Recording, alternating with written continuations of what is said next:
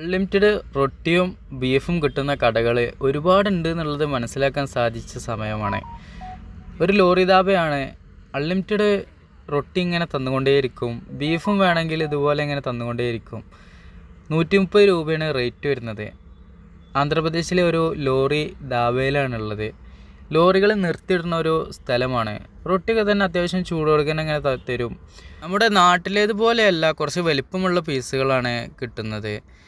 ഞാൻ ഇന്നലെ തിരുമ്പിയത് ഇന്നിവിടെ തോരട്ടു. ഒരു കൂളിംഗ് പ്രകൃതിയാണ്. ഏകദേശം 12 മണിയോട് അടുത്തിട്ടുണ്ട്. മഴ ഇല്ലെങ്കിൽ കൂടി ആ ഒരു ക്ലൈമറ്റ് അങ്ങനെ ആയതുകൊണ്ട് ഉണങ്ങി കിട്ടുന്നില്ല.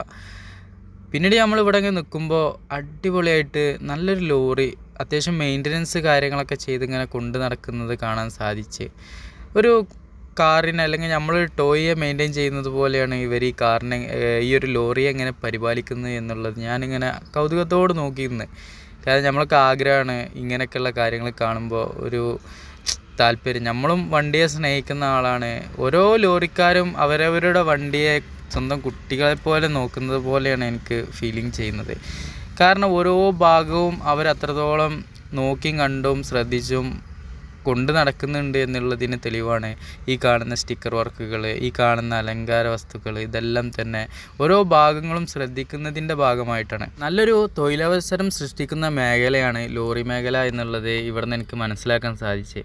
കാരണം പല ആളുകളും ലോറി കൊണ്ട് വരുന്നുണ്ട്. അപ്പം തന്നെ ഇവിടുത്തെ ഏജൻറ്റുമാരെ അവിടെ നിന്നും ഇവിടെ നിന്നൊക്കെ ഉള്ള അറേഞ്ച്മെൻറ്റിലൂടെ ലോഡുകൾ കാര്യങ്ങളൊക്കെ പല ഏരിയയിലേക്കും കിട്ടുന്നുണ്ട്. അവർ വണ്ടി എടുത്ത് പോകുന്നുണ്ട്.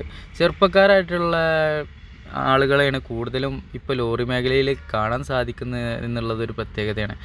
കുറേ കാലങ്ങൾക്ക് മുന്നേ ഈ കുറച്ച് പ്രായമായ ആളുകളെ ആണല്ലോ ലോറിയൊക്കെ ഉപയോഗിച്ച് ഇങ്ങനെ പോയിക്കൊണ്ടിരിക്കുന്നതൊക്കെ കാണാൻ സാധിച്ചിരുന്നത് എങ്കിൽ ഇന്ന് നമ്മൾ ഹൈവേയിലും NH-ലും നോക്കിക്കഴിഞ്ഞാൽ നമ്മുടെ നാട്ടിൽ വല്ലാതെ കണ്ടിട്ടില്ല. ഇവിടെ കണ്ട് ഇറങ്ങിയപ്പോൾ വണ്ടികൾ പോകുന്ന ഒരു കാർ എങ്ങനെ കൊണ്ടുപോകുക, അതുപോലെ കട്ടിങ്ങും വെട്ടിങ്ങും ഇട്ടിട്ട് ലൈറ്റ് അറേഞ്ച്മെൻ്റൊക്കെ ഇട്ടിട്ട് ഹോണൊക്കെ ഇട്ടിട്ട് അടിച്ചു പൊളിച്ച് പോകുന്ന കാഴ്ചയൊക്കെ കണ്ടിട്ടുണ്ട്.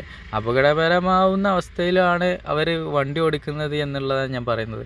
പക്ഷേ അത് ചെയ്യാൻ പാടില്ല. എങ്കിലും അവർ ആ വണ്ടി അത്രത്തോളം സ്നേഹിക്കുന്നത് കൊണ്ടും അത്രത്തോളം ആ വണ്ടിയിലുള്ള വിശ്വാസം കൊണ്ടുമായിരിക്കാം അവരാ പോകുന്നത്.